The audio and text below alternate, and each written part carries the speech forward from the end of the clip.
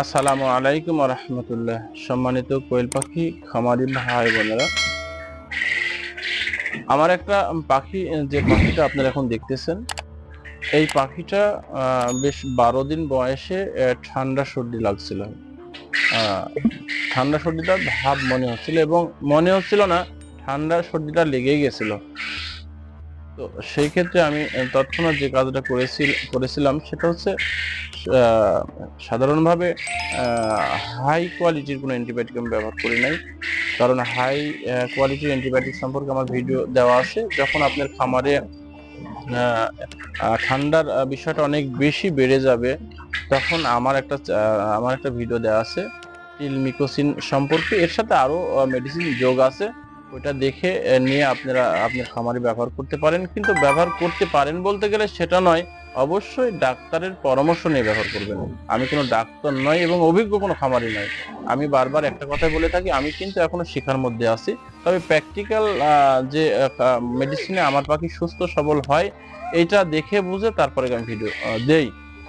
তবে অবশ্যই যে কোনো মেডিসিন ডাক্তারের পরামর্শ নিয়ে আপনি ব্যবহার করবেন এবং অভিজ্ঞ খামারিদের সাথে যোগাযোগ করে আপনি মেডিসিন আপনার পাখিকে সেবন করাবেন। তো যাই হোক, আমি আমি যে হাই কোয়ালিটি অ্যান্টিবায়োটিকের কথা, আমি এটাতে এখনো আসবো না।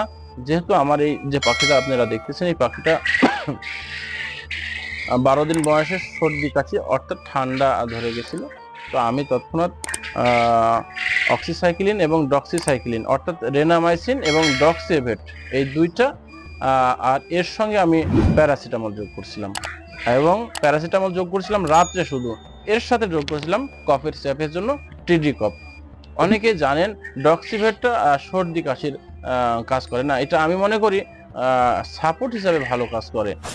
অনেক খামারিরা এটা ডক্সিসাইক্লিন এটা সর্দি কাশির জন্য ব্যবহার করে থাকেন। আর আমি মনে করি আমার খামারে যতটুকু আমি অভিজ্ঞতা থেকে পেয়েছি, ডক্সিসাইক্লিনটা সরাসরি আপনার সর্দি কাশিকে সাপোর্ট করে না এভাবে। সে হ্যাঁ, সহযোগিতার জন্য অনেক হাত বাড়ায় দেয়, যেমন টিডি কপ এটা হচ্ছে সর্দি কাশির জন্য।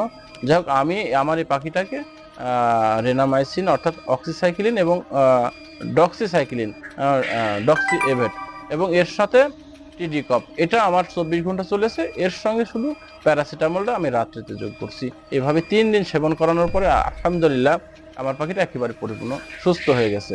তবে টিডি কপের জায়গায় আপনি অনেক কফের সিরাপ আছে, দিতে পারেন। তবে টিডি কপটা আমার কাছে একদম খুব ভালো একটা মেডিসিন মনে হয়েছে। আমি কোনো কোম্পানি অ্যাড করতেছি না। টিডি কপটা আসলে কফের জন্য, পাখির সর্দি কাশির জন্য অত্যন্ত একটা ভালো মেডিসিন, যার জন্য এটা আমি বেশি ব্যবহার করার চেষ্টা করি। তবে একটা জিনিস মনে রাখবেন, যে কোনো মেডিসিন একই কোম্পানির একইভাবে একক পাখি ব্যবহার করবেন না। একক পাখি কাকে বলে? আমার একটা প্যারেন্টস পাখি আছে অথবা ডিম পাড়া পাখি আছে, এটা 1 বছর আমি আমার ঘরে রাখবো, এটা হচ্ছে একক পাখি। এখানে একই মেডিসিন বারবার একই পাখিকে ব্যবহার করবেন না। যেমন ডক্সি এভেটের কথা বলি, এটা আপনি এখন ব্যবহার করতেছেন, সামনের ডোসেজে আপনি আরেকটি কোম্পানি ডক্সিসাইক্লিন ব্যবহার করবেন, অন্য কোম্পানি, তাহলে পাখির জন্য ভালো হবে।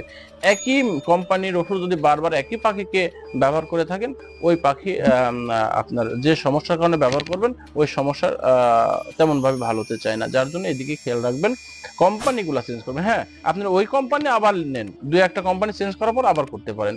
তো আমার পাখিকে আলহামদুলিল্লাহ এই 3টা মেডিসিন মেইন দিয়ে আর রাত্রিতে প্যারাসিটামল দিয়ে আলহামদুলিল্লাহ সুস্থ। আমার পাখি এখন কোনো সমস্যা নাই। আজকে এ পর্যন্ত। আসসালামু আলাইকুম ওয়া রাহমাতুল্লাহ।